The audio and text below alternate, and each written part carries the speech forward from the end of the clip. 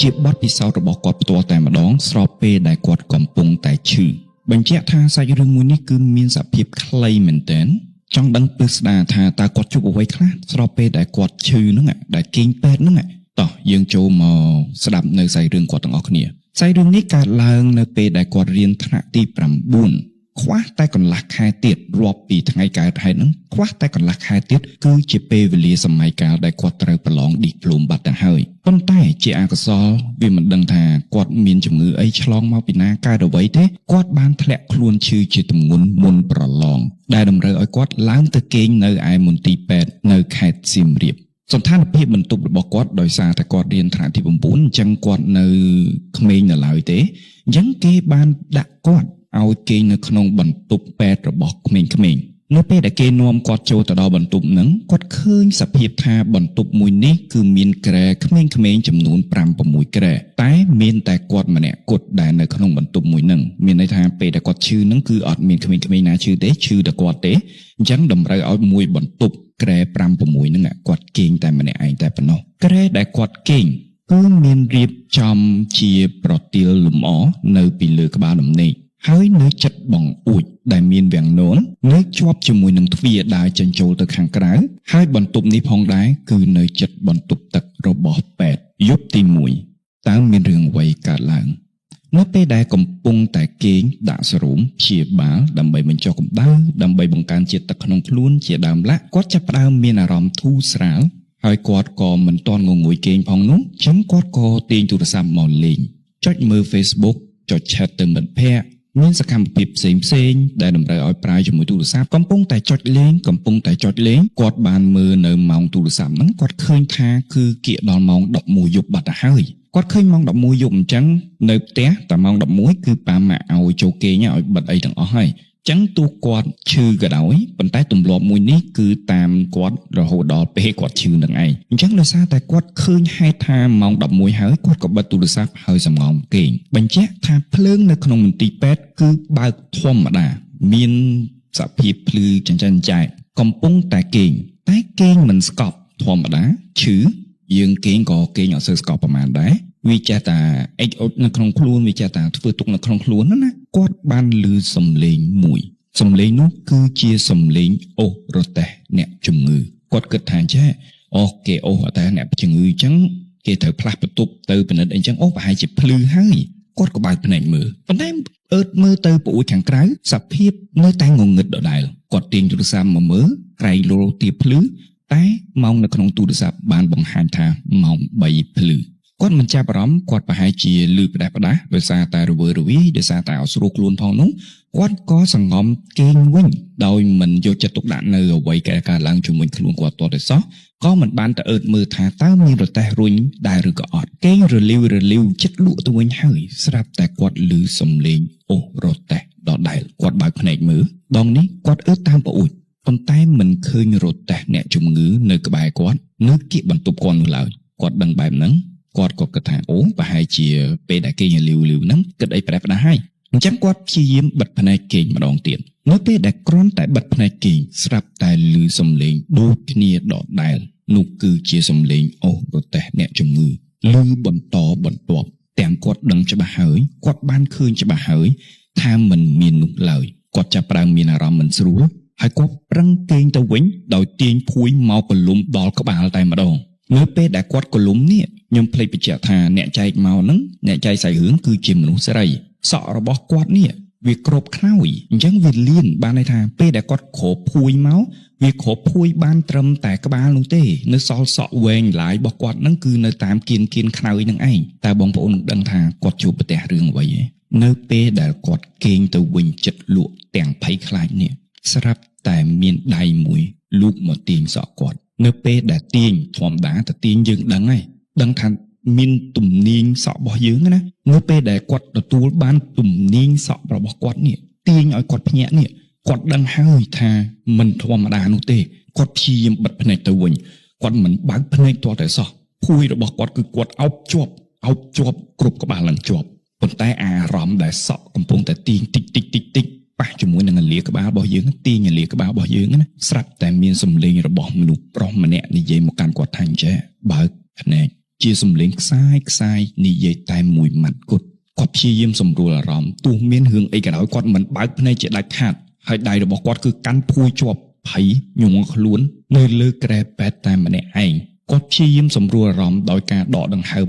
មួយសម្រួលផ្លូវដង្ហើមរបស់គាត់តាំងចិត្តថាអញ្ចេះគាត់នឹងបើកមើលគាត់ចង់ដឹងថាតើបុគ្គលនឹងជាអ្នកណាបកខ្មោចឲ្យដឹងថាខ្មោចបមនុស្សឲ្យដឹងថាមនុស្សនៅពេលហ្នឹងហើយដែលគាត់បើកភួយកធាក់មកទៅហឹងតែម្ដងតែគាត់ស្លឹងមើលជុំវិញគឺមិនមានអ្វីទាល់តែសោះគាត់អឺតមើលក្រោមក្រែមិនមានមនុស្សគាត់អឺតមើលទៅតាមប្អួយដើម្បីចេញក្រៅចង់ដឹងថានៅលើផ្លូវហ្នឹងផ្លូវដើរចេញចូលហ្នឹងជាគ្រូពេទ្យជាអីឲ្យច្បាស់ឲ្យប្រកបតែស្រមោលមនុស្សម្នាក់ក៏មិនឃើញដែរអ៊ូយព្រឺក្បាលខ្លាំងមែនទែនពេលហ្នឹងហើយគាត់ដឹងថាចំយៈខ្មោចលងហើយគាត់មិនបានគេងទៅវិញទេតែគាត់ទាញទូរស័ព្ទទេទៅមិត្តភ័ក្តិទេទៅបងប្អូនអ្នកណាក៏ដោយឲ្យតែពេលនឹងលើកទូរស័ព្ទគឺគាត់ទេទៅទាំងអស់ឲ្យគេកំដរនិយាយគាត់រហូតដល់ភ្លឺយប់ទី2បានចូលមកដល់នៅពេលដែលគាត់គេងលេងទូរស័ព្ទធម្មតាយំទៅតាមបទពិសោធន៍ថ្ងៃទី1គាត់មិនទាន់ហ៊ានគេងទេគាត់ព្យាយាមលេងទូរស័ព្ទយ៉ាងណាក៏ដោយឲ្យល្ងួយខ្លាំងទៅបិទទូរស័ព្ទទៅគឺគេលក់តែម្ដងពេលនោះដែលភ្នែករបស់គាត់ទន់ខ្លាំងមែនទែនហើយនោះគាត់បានមើលម៉ោងនៅលើទូរស័ព្ទបានបង្ហាញថាម៉ោង12:02នាទីគាត់ឃើញបែបហ្នឹងគាត់ក៏បានចុចបិទទូរស័ព្ទរៀបនឹងគេងរៀបដាក់ក្បាលដល់ក្រែរបស់គាត់ស្រាប់តែវាំងនោនមួយបក់ខ្យល់ខ្លាំងចេញមកមានសភាពរង្គើដូចជាខ្យល់បក់ត្រូវអញ្ចឹងគាត់ខំគិតថាអូសង្ស័យតែមេចិត្តភ្លៀងហ៎ឬខ្យល់ខ្លាំងហ៎ប៉ុន្តែដល់ពេលដែលគាត់កលេចមើលវាំងនោនផ្សេងទៀតគឺអត់មានវាំងនោនណារង្គើទាល់តែសោះអូយភឺក្បាលគឺមានតែវាំងនោនមួយគត់ដែលរង្គើនឹងមានសកម្មភាពតែឯងអញ្ចឹងទូខ្យល់បក់ខ្លាំងនៅក្នុងតំបន់មួយហ្នឹងក៏ដោយវាំងនោនផ្សេងត្រូវតែរង្គើហេតុអ្វីបានវាំងនោនដតីគឺអត់មានរង្គើសោះតែម្ដងគឺសភាពអត់ខ្យល់មានតែវាំងនោនមួយគត់ដែលរង្គើគាត់ឃើញបែបហ្នឹងគាត់បានហែកកសែងត្រជាក់ដែលនៅជិតក្បាលខែរបស់គាត់យកមកគ្របភ្នែកសង្ងំរហូតដល់លក់ទាំងភ័យខ្លាចយប់ទី3បានមកដល់ម្ដាយរបស់គាត់បានមកគេងកំដរគាត់នៅពេទ្យដោយសារតែម្ដាយរបស់គាត់ឃើញកូនឈឺអាណិតកូនគាត់ក៏ខ្លោចចិត្តណាស់ដែរដែលគាត់គេងអត់លក់ទេគាត់អង្គុយកំដរកូនគាត់ទល់ភ្លឺចំណែកឯម្ចាស់សាច់រឿងបំណាច់ថាម្ដាយបានគេងកំដរហើយនោះក៏ជាពេលវេលាមួយល្អសម្រាប់គាត់ដែរដែលសង្ងំគេងពូ2យប់អីគេងទាំងភ័យខ្លាចគេងទាំងអត់ស្កប់អញ្ចឹងគាត់ក៏សង្ងំគេងលក់ទៅប៉ុន្តែហេតុការណ៍មួយនេះបានជួបប្រទះដោយម្ដាយរបស់គាត់ផ្ទាល់ហេតុការណ៍មួយនេះបានកើតឡើងនៅក្នុងចន្លោះម៉ោង12យប់រហូតដល់ម៉ោង1យប់ក្នុងល្បាក់ម៉ោងហ្នឹង1ម៉ោងហ្នឹងប៉ុន្តែគាត់មិនបានចាំទេព្រោះម្ដាយរបស់គាត់ក៏ប្រាប់គាត់តាមក្រោយដែរអ្វីដែលគាត់កំពុងតែគេងម្ដាយគាត់កំពុងតែគួយជាប់ក្បាលក្រែគាត់ហើយឃើញទស្សនភាពនោះគឺគាត់ឃើញក្មេងជំទង់ម្នាក់ក្មេងជំទង់ជាភេទប្រុសប្រហែលអាយុប្រហែលប៉ុនម្ចាស់សាច់រឿងដើរមកកលឹងក្រែហើយគាត់ឃើញគេដើរមកកលឹងក្រែច្បាស់នឹងភ្នែកកលឹងហើយមើលទៅអ្នកជំងឺហើយក៏អង្គុយនៅចុងក្រែរបស់អ្នកជំងឺម្ដាយគាត់ឃើញក្មេងមួយហ្នឹងអង្គុយនៅចុងក្រែអ្នកជំងឺគាត់មើលទៅមុខក្មេងម្នាក់ហ្នឹងមើលទៅកូនរបស់គាត់ហើយក៏រលាយបាត់ទៅវាស្ដែងបដ ாய் បងប្អូនវាដឹងនិយាយថាម៉េចព្រឺក្បាលមែនតើវាស្ដែងបដ ாய் អាឃើញមនុស្សច្បាស់តែអាលីនៅនឹងភ្នែករបស់យើងថ្ងៃទី4គាត់ក៏ចេញពីពេទ្យវិញមកដល់ផ្ទះវិញអត់មានបានរៀបចំថ្នាំរៀបចំទុកដាក់កូនទេគឺតម្រង់ direct ទៅរកផ្ទះគ្រូម្នាក់ដែលល្បីគ្រូបានទូទាយហើយបានយល់ពីស្ថានភាពទាំងអស់ហើយក៏ប្រាប់ទៅខាងម្ដាយហើយនឹងបងអូនស្រីថាអូមានអីណានឹងមរេងគង្វាលគេចូលចិត្តហើយគេចង់ថែអញ្ចឹងហើយសូមទៅផ្ទះវិញហ្នឹងដាក់អូនផ្ទះឈើមួយនៅពីមុខផ្ទះដាក់ស្ករគ្រាប់ដាក់របស់លេងឲ្យគេទៅគឺសុខសប្បាយហើយអញ្ចឹងជារួមមកសាច់រឿងមួយនេះបានមកដល់ទីបញ្ចប់ខ្ញុំក៏ដឹងថាតើ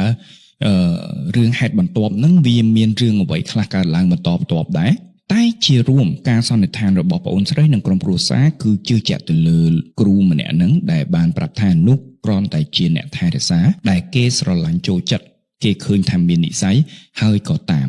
ប៉ុន្តែសម្រាប់ខ្ញុំវិញនេះជាមតិផ្ទាល់ខ្លួនពីអ្នកដែលអត់ចេះហើយជាអ្នកដែលនិយាយរឿងខ្មោចហើយដឹងរឿងមួយចំនួននៅមន្ទីរពេទ្យទី1ក្មេងប្រុសដែលគាត់បានឃើញគឺមានអាយុប្រហាក់ប្រហែលជាមួយនឹងម្ចាស់សាច់រឿងដែលម្ចាស់សាច់រឿងគឺរៀនថ្នាក់ទី9 ដូច្នេះហើយខ្ញុំមិនគិតថាជាមរិញគង្វាលទេព្រោះតាមខ្ញុំដឹងមរិញគង្វាលគឺល្បាក់6 7ឆ្នាំនឹងឯងខ្ទង់ប៉ុណ្ណឹងប៉ុន្តែ6 7ឆ្នាំមិនអាចរៀនថ្នាក់ទី9បានទេនេះគឺជាថ្នាក់ទី9ដែលមានសភាពគេហៅថាចិត្តពេញកន្លោះចិត្តពេញកំមុំហ្នឹងអញ្ចឹងក្នុងករណីហ្នឹងតើបែបផែនមួយណាដែលគេហៅថាមរិញគង្វាលហើយនៅក្នុងមន្ទីរពេទ្យអាចមានរឿងច្រើនដែលយើងស្មានមិនដល់ស្មានមិនត្រូវអញ្ចឹងតាមបែបផែនណាមួយនោះខ្ញុំនៅតែជូនពរឲ្យគាត់សុខសប្បាយសង្ឃឹមថាអ្នកតាមទោះជាអ្នកមានឫទ្ធិបារមីទោះជាមរិញគង្វាលឬក៏មិនមរិញគង្វាលទេតែតាមថែរក្សាគាត់ឲ្យគាត់ជោគជ័យតាមថែរក្សាគាត់ឲ្យគាត់មានជ័យជំនះហើយធ្វើអ្វីក៏ជោគជ័យជៀសជាងការបង្អាក់ដំណើរឧទាហរណ៍ថាគាត់ជាមនុស្សស្អីផងហើយអមនុស្សមួយហ្នឹងគឺជាមនុស្សប្រុសអញ្ចឹងការខាំងឃាត់មិនឲ្យដល់គូការរារាំងគាត់មានទំនាក់ទំនងស្នេហាជាដើមឡាក់អាហ្នឹងហើយសូមកុំឲ្យកើតឡើងចំពោះគាត់